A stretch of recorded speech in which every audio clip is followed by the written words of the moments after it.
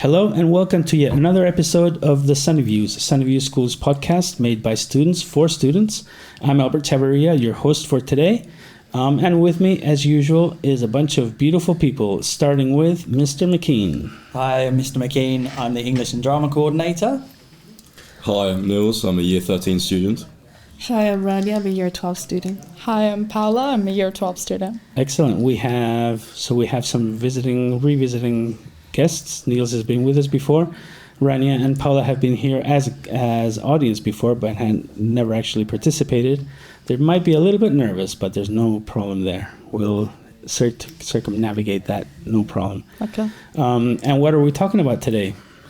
Well, we suggested last week to talk about International Women's Day as it's coming up, but I think I'd rather leave that over to Paula and to Rania. So could you tell us, what is International Women's Day? Well, for me, International Women's Day is a day where I'm able to kind of look back on history of women that have contributed to make the world at least a bit of a better place for the women of the future, like, for example, us and for younger girls. So just to see all the things that they've done for the world and for women in specific. So. Right. Yeah, I agree. Like, we look back at the achievements of what women have done for us, and like everything that we, like school and like the right to vote, which we got like really, really late, I think. And yeah, it's just a good day for celebration for women.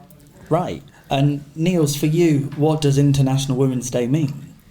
I just believe that it's great for women to have inspirations that they should look up to, and Women's Day provides a way for women to have that. Right.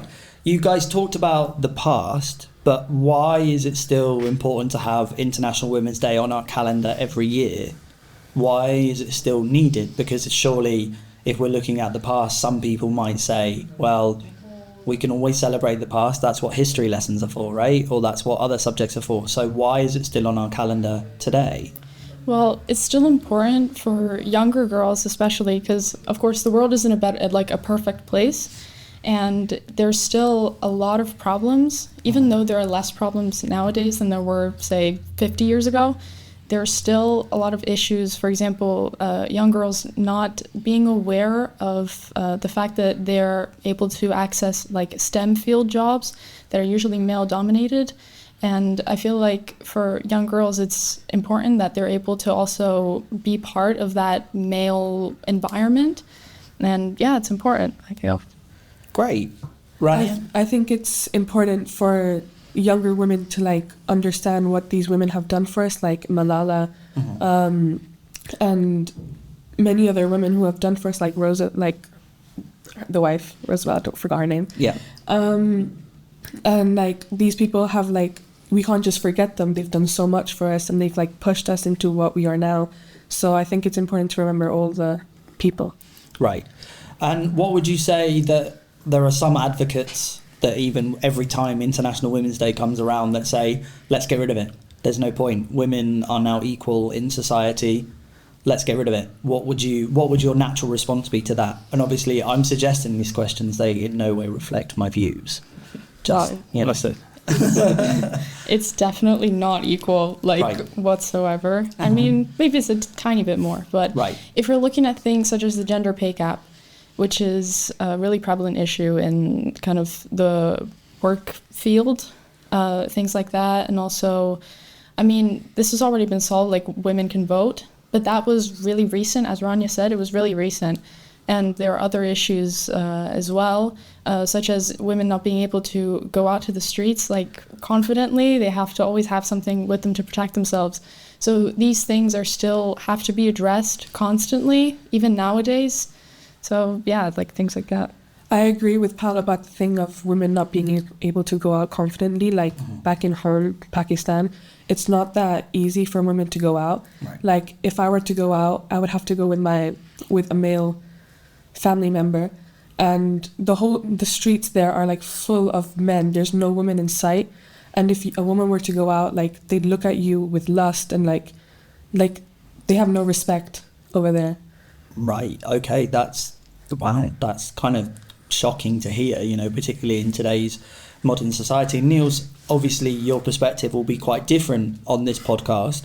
Have you ever been, witness to a situation like this, or is there anything that you could maybe add to this side of the discussion, particularly? I would still agree that we still need Women's Day, but it's drive to achieve equality, especially in the third world, like she said, in Pakistan, many countries like Somalia, example, women are not even remotely close to achieving the same rights as men, and we need to help them achieve it. Right, okay. So I'm going to ask you a couple of terms now, because obviously this topic has brought in new language and some of our listeners might not be familiar with that. What actually is feminism? Okay, so I feel that every person has a different definition for feminism, but the kind of general thing is kind of the advocacy for women's rights and things like that, for women to have the same rights as men. That's kind of the general term for feminism, like making sure that women also have the right to choose, have the right to like do everything in life, basically.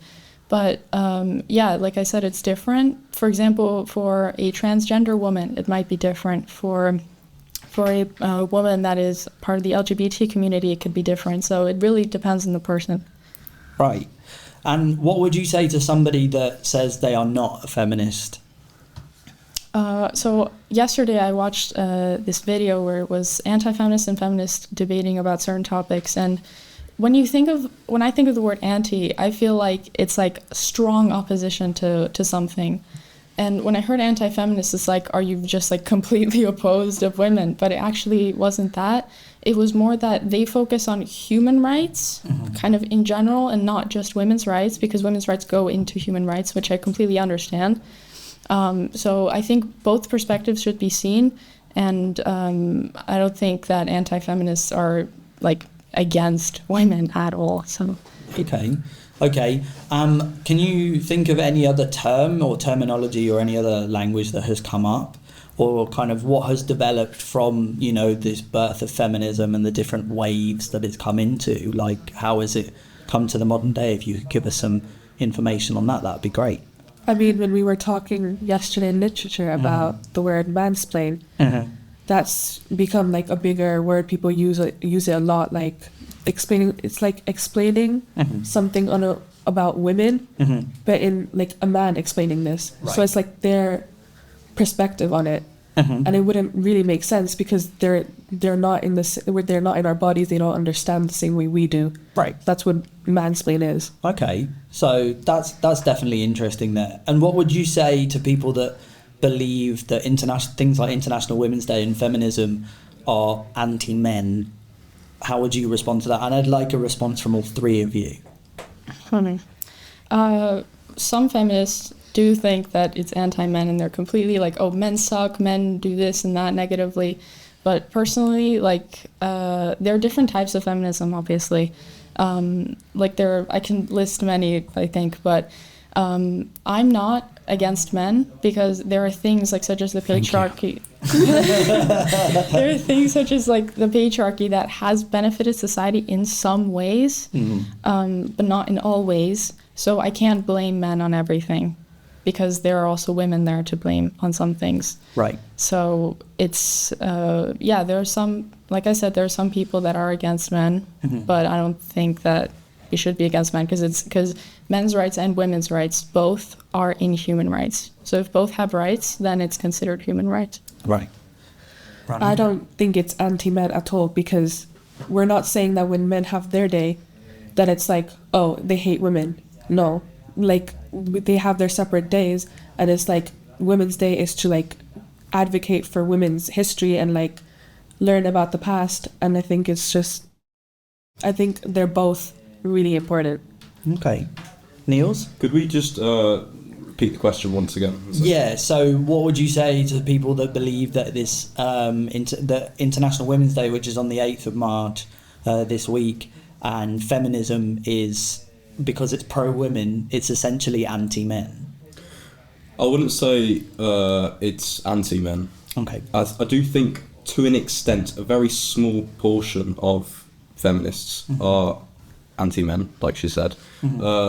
I do believe that the feminist cause, well, good, very good, at some point in the near past has led to a lot of men's issues just being completely forgotten. Right. Like, you mentioned their day, like Women's Day and Men's. What day is Men's Day?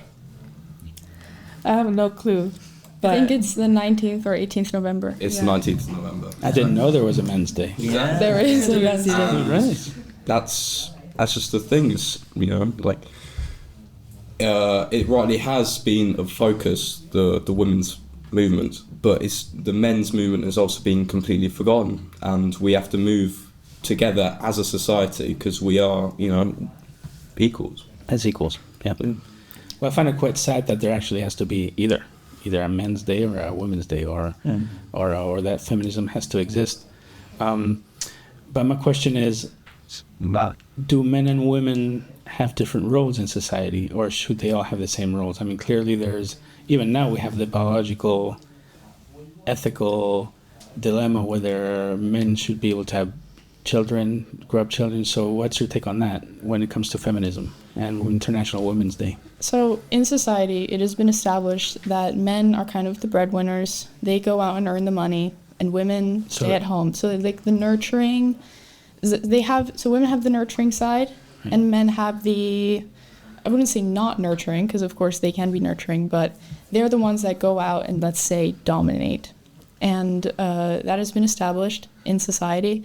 And I think that those should stay in some way because of, like, I don't know, because of course women can also go outside and earn the money. There are definitely families that have done that men stay at home, women go out and earn the money. So some people argue that is kind of like a reversal of the societal norms, that women go out and men stay at home. But I think it's just like whatever the family wants. Like it shouldn't be like, okay, every family has to be like men goes out, women stay in. So it depends. So you're talking about choice. The problem is that in the past there was no choice. Women had to stay home. Mm-hmm. Now the women can choose whether they stay home. They're the breadwinners, and so that goes hand in hand with Niels' argument that the man can choose as well. I don't want to work. I want to be the breadwinner. Yeah, because I think feminism is also like for women to have the right to choose what they want to do. Men already have the right to choose what they want to do. Mm-hmm. So women should have the same thing. Well put. I like that. How about you, as young people of today? Have you been privy to any of this? Because we're talking about the past. We're talking about women's rights, the right to vote. Supposedly, we already have all that. You, as young girls, whether in school, with your friends, in society, in family, have you ever felt discriminated against because you're a woman?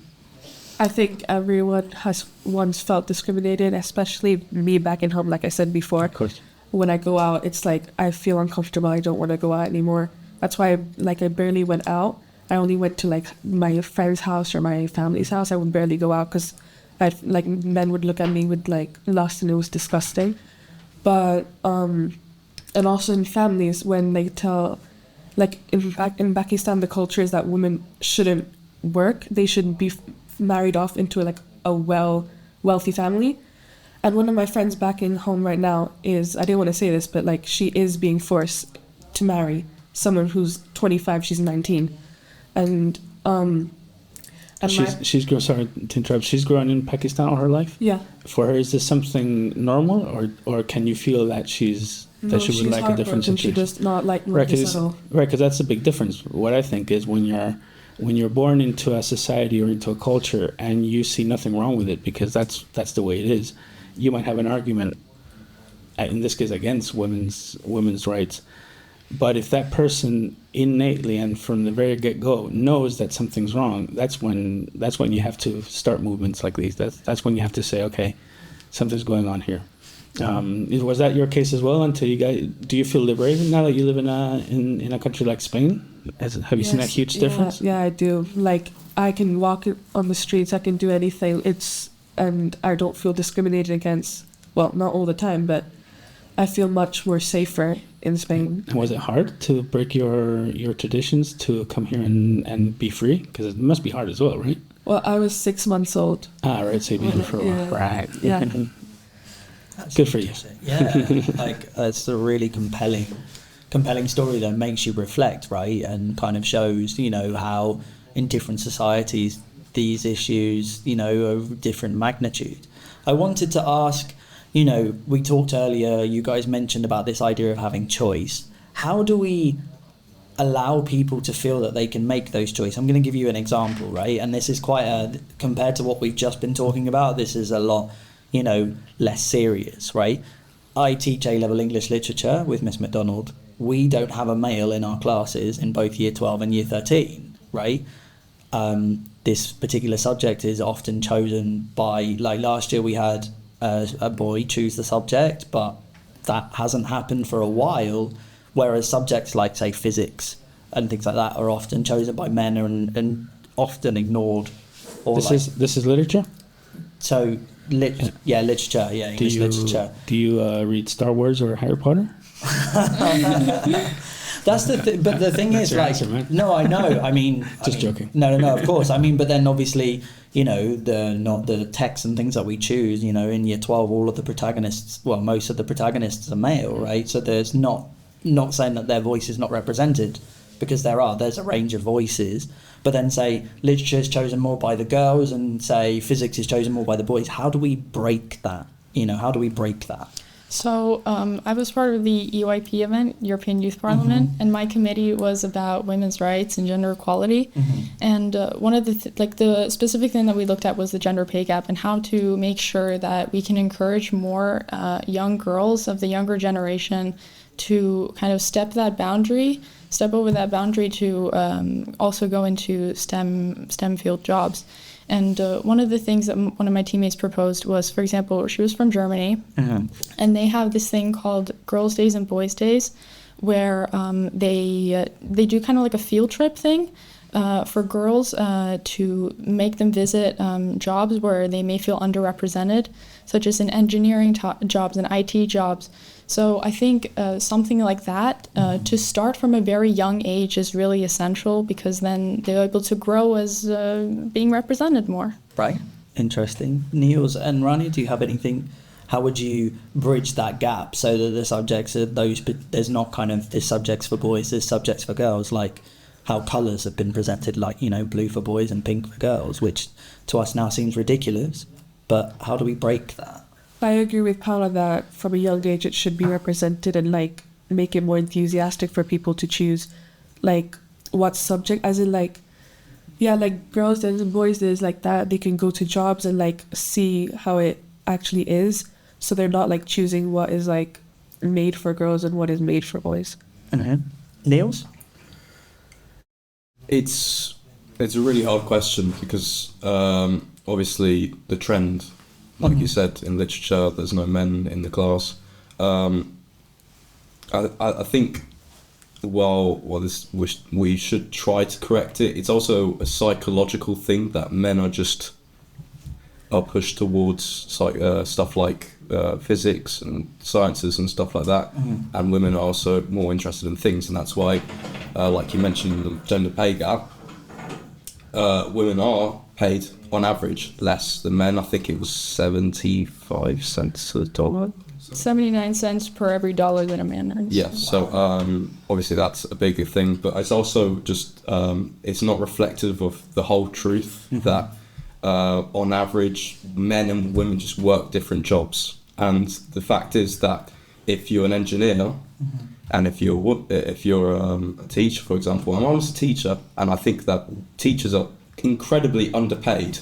The amount of work they do is incredibly underpaid. Hallelujah. The amount of women teachers are higher than men, typically. True.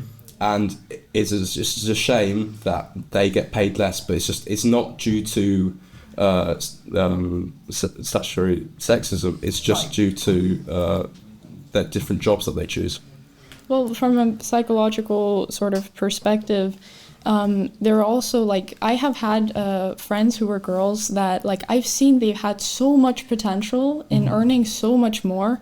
For example, in my old school, I had a friend who was really good at math, really good at science, things like that. And then she chose, she said like she really wanted to become a professional gamer. Sure, I'm not against gamers, I'm not against that. But I saw so much potential in seeing that she didn't take that to her advantage. It was sad to see.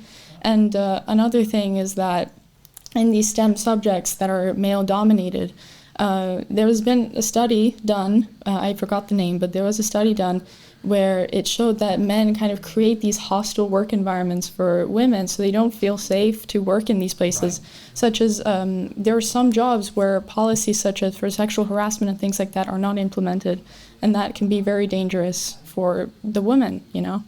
So okay, that, yeah, I'm not surprised, but that doesn't make it less shocking at all. How do we then prepare, you know, for a better world? Because essentially the idea that I'm getting here is that things like International Women's Day, the whole point is to make the world a better place to live in. Yeah. How do we start from school? What do we do? So you mentioned things that your friend has done, you know, that they have in Germany. What else can we do to make this place? Because obviously we're preparing you for the future. What else needs to happen here? Well, I mean, starting from school subjects, obviously. Like, for example, in Lit, like, there are not many boys doing it, so maybe, like, maybe giving, like a taster sort of class for the guys to kind of try out literature. And if they enjoy it, then they can do it. And the same goes for girls, that doing taster classes for science subjects and math. I mean, I know that there are a lot of math students in math, like girls in math class, but for science subjects, I'm not sure. But yeah, so just to do kind of like that, like reversal thing. Okay. Well, generally speaking, like the Women's Day as a whole, like I think we should, from school at least, we should like advocate it like through, like, we have assemblies and stuff. So I think we could do that, and like or in lessons, if it's not assemblies, make have a lesson just to teach, like the same for men too, for men and women, to like teach about like how the history of women and men, and like how the world is evolving with that. I think that could work. Okay. Going to go slightly off track now. There have been obviously with the rise of YouTubers and the rise of people using online platforms that have been promoting a very anti-women message, a very misogynist message. You know, I can think of one man in particular who I'm not going to mention, but I think, you know, his rhetoric is... Mention it, man.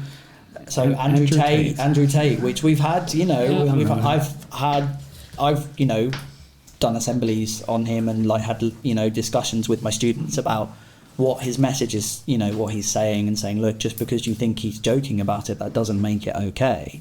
What would you say, you know, about what he's saying, or how we can kind of warn students, or, you know, what can we do with this kind of information? Where do we go from here? Because clearly right now we're in the middle of an epidemic of these kind of people being given the platform to do it. I mean, there's no way really to stop it because it's on a social platform, which many people just click and watch. And this man is crazy. And there's not really much you can do, but you can like advocate on like more social platforms like TikTok. Everyone watches TikTok, so you can put it there and explain why this is like this man is crazy and you shouldn't be listening to this person. Okay. And that would work. Yeah. Or send them to jail.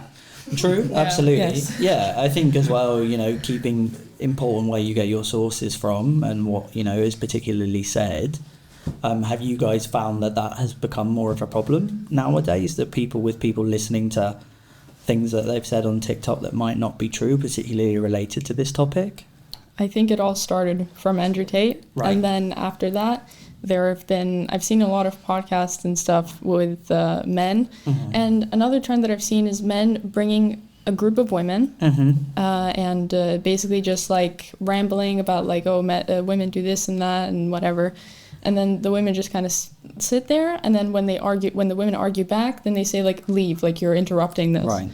And I'm just like, that's so weird, because why would you invite them in the first place? And like, you're kind of expecting it. Like they can't you're not just expecting them to just sit there and listen. Of course, they're going to argue back. So it's just weird for me. Right. Yeah, no, of course. So having podcasts like this where we discuss those kind of things, having the open spaces to talk about it. It's kind of unsettling how it's like so normalized. Right. Absolutely. So even though we're making progress in some areas, there's still some work, I think, that we definitely need to do. In terms of technology in general, AI as well has been really prevalent in this sort of topic of bringing women down. Mm-hmm. So there was this whole thing with Taylor Swift. Mm-hmm. I don't know if you've seen. I have. AI photos, inappropriate AI photos made of her in the Super Bowl. Mm-hmm. And I think that's just a way that men just can't see women enjoying sports. Right. I think that was the issue. Okay. So they decided to kind of do like a revenge thing and then just make like really inappropriate photos of her. So I think AI, there's this whole thing, there weren't that many people believing it. But with AI constantly growing, there are going to be a lot more people that are going to actually believe that it happened in the future. So it's really harmful. Yeah. So the flip side to that would be, how would you use that to promote equality between men and women?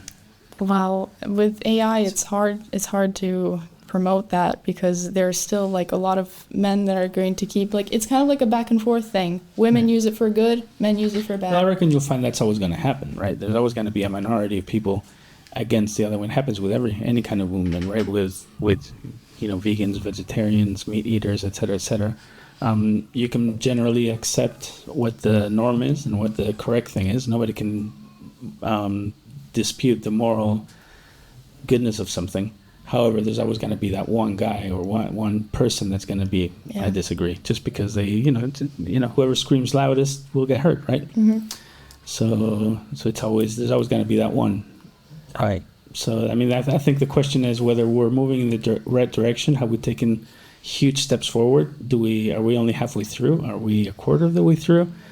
Do you think your generation will have it easy, or is it going to be your children or your grandchildren? They're going to have to finally reap the benefits of all this. Are we speaking about the AI thing or just more general? Talking generally In general, I think there's still a lot of room for improvement. Right. Genuinely, it's scary to see how many things are happening right now with young girls and things like that. It's for example, like I mentioned before, girls, there's so many rape incidents that have happened throughout these past years, and it's terrible. There was one year where it was said that 97% of women have been raped or have experienced some sort of sexual harassment from a man, and it's such a huge number, and kind of decreasing from 97% is going to take a while. Yep. So, I'd say it's funny that because I think I can say this thing as my son's not here today. But normally back in the day, you had the little birds and the bees conversations with your child, really embarrassing, right? But you got to have it. For my child, it wasn't about the birds and the bees. With my son, it was about respect and what he can expect and where the boundaries are, because that's something that's really, the way I see it in the youth of Tate, especially guys, being a guy, I think it's really, really unclear. Where's the difference between admiring a woman and disrespecting a woman through your admiration? And that line has been so blurred right now. You have to be really, really, really careful. Yeah. So these past few years, I've seen this idea of gentle parenting coming, where the new adults, the new parents said that I don't want to be like my parents. I want to treat you as in the way that I want to treat you. But in some ways, it's going too far. As in I don't know, when their son or when their daughter, even, because it even happens a woman can do something to a man. And they do something, they don't respect the other gender or whatever, then they just kind of dismiss it, being like, oh, it's not your fault because you're just a kid. But it's still a bad thing. They should still... you gotta be there, you gotta have respect. Yeah, you still have to show their children that it's not okay to do this. So I completely agree with the way of you teach your son. I think that should be more normalized, how our future generation, we can teach our children how to be respectful and admire women and have boundaries, and I think that's a wonderful way of teaching. I think we can start from there. Yeah. Too. I think the hard thing is respecting other people's boundaries. You can have your own. You're your own person. You might have a family upbringing that sets up the boundaries for yourself.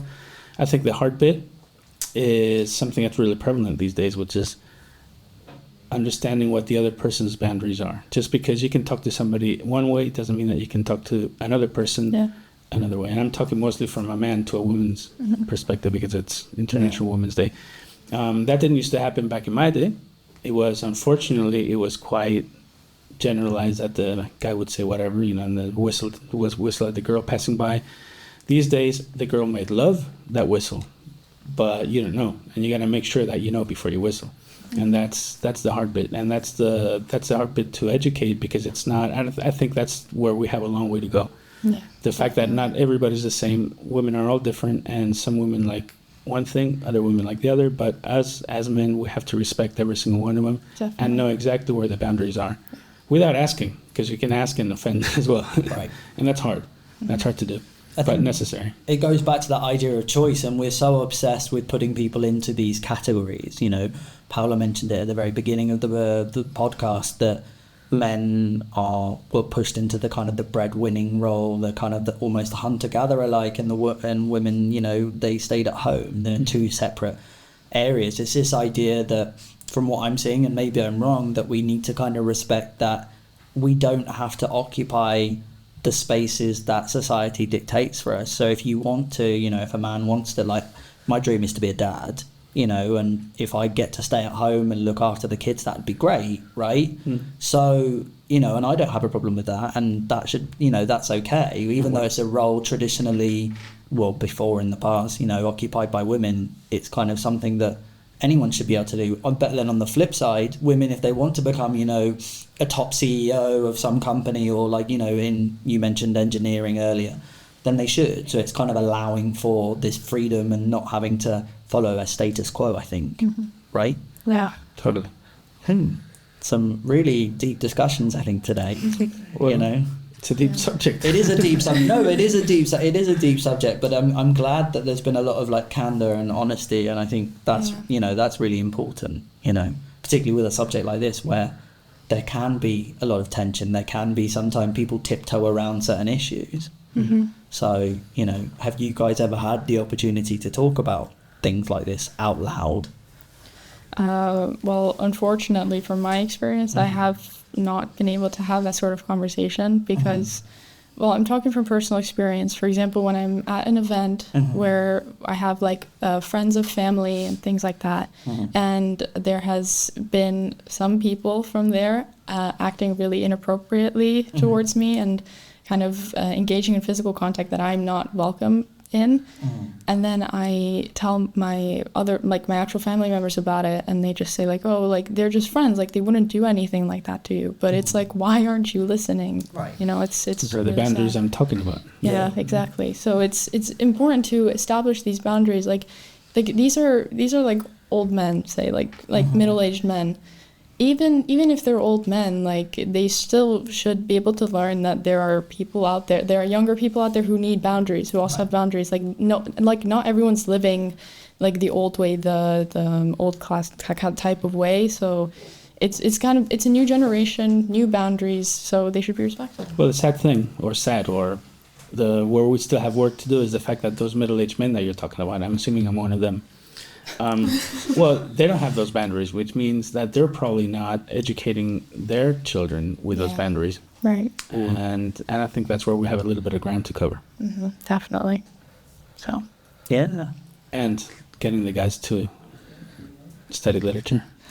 Yeah, that'd be great. I'm curious, what do you think that is? Because I here at Sunday View School, I don't think we separate that from the boys from the girls. No. We do have our options fair. Yeah, we do. And everybody has an equal opportunity to check subjects. So I'm assuming what you're saying is that at that options fair, for instance, it'll be the women gravitating towards the literature side and the guys So why is that? I mean, is that an educational thing? Okay, I never actually thought about it in those terms. I mean, I know from once we leave school and you finish university and access those jobs, then you can say there's huge discrimination. But I never thought of it in terms of, while you're at school, that already starts happening. It's interesting. I think there could be a number of reasons for it. I think one, because more science subjects with the fact that they are right or wrong, and it's very much kind of almost, some people would argue that that's a very male way of thinking, you know, kind of I do X so then this makes Y, whereas in lit and subjects like literature, history, geography, those kind of like more human or those kind of discussion based subjects, there's a lot more, well, it could be this and it could be that, and there's a lot more discussion of feelings, which I think also raises that other question, which is a whole other topic for another podcast, you know, talking, you know, men and their reticence to, and their lack of wanting to talk about feelings and thoughts and ideas and stuff like that. And because it's a more discussion-based subject, you know, I think that's probably why. I don't know whether you guys would like to add anything to that. I agree, because like whenever I'm talking with female friends, we always express and we explain. And whenever I've spoken to a male, it's more monosyllabic and like very short answers. So I think it's more that women like to explain, while men don't really. Right. Well, now here, out of curiosity, speaking of subjects, let's do a little survey here. What subjects do you sit? I do English Lit, right, French, economics, and psychology. Okay, right. I do English Lit, history, and Spanish. Niels? I do economics, geography, and history. Yeah, when I did my A-levels in 2009, which seems like forever ago, I feel really old now, I did French, Spanish, English Lit, and graphic design. All right. And in the audience and our tech, is anybody doing sciences? Oh, okay. Raoul? Nice. No sciences? Okay, so my theory's just been broken. Right? My theory's just been broken. Well, this is a very small representation of our this is students. True. This is true. Well, that means that we're moving here at Sunny School, we're moving in the right direction. And yeah, which is good. And actually, I just, if it's okay with you, want to ask Sophia, who Sophia does, if I remember correctly, further maths and history. Yeah. Do you feel, come closer, Sophia, come closer. Do you feel that, you know, you are occupied, or it's a kind of a very male space, or do you not feel that there is that argument or that dichotomy there? Can you hear me properly? Perfect. Okay. Wonderfully. I think my maths class is very mixed. There are a bit more males, but there is like a good amount of women in there as well. And with history as well, there's like one male, but it's also a class of 4 or 5 people, so you can't really judge that very well. And my further maths class has got more women than men. So, but I think like for example, literature has no men. So I think that women tend to be a lot more willing to enter male-dominated spaces, whereas men are less willing to enter female-dominated spaces. Well, that's a good point. And like for example, like for example, women are completely okay with wearing trousers. Like that's not even seen as weird anymore. But if a man wears a skirt, that's still, some people look at that and go, "Oh, is that normal?" Well, I'll even simplify even more. I think for a man to walk into a room full of women, that's quite a bit more intimidating than a woman walking into a room full of men. Absolutely. Yeah, seriously. Yeah, that kind of ties in with like men not being able to express their emotions. So it's like when they're even a bit expressive, like a tiny bit out of the comfort zone, they're like, no, this isn't for me, you know. So if they could wear a skirt or something. And I think that men like to do the same sort of stuff. Like if all your friends are going to go into sciences, then you're going to want to lean more into sciences. Whereas I think women with this like female empowerment stuff, like I feel more like I'm okay with going into like maths and further maths, and whenever I get like a question right, it just feels like really empowering. I think men don't get that like extra empowerment. Yeah. Like when I get the best score in the class, I'm like, yes, go woman. That's interesting. So there are underlying, so even though obviously it's brought out underlying things, that we've got a lot of areas to work on and kind of providing Looks like it, yeah. spaces for everyone to kind of be and exist. Yeah, I think once, do you think, or rather, I think, and more of a question, do you think once we reach that utopia where men and women are finally equal, do you think we'll start with a second race, which is where are men and women different? Really different, as opposed to society saying there's other difference. Because clearly there are differences between men and women, or not. Are there differences between men and women? I wouldn't. Oh. Well, physically there are differences, but This is a hard one these days, huh? I would argue psychologically as well.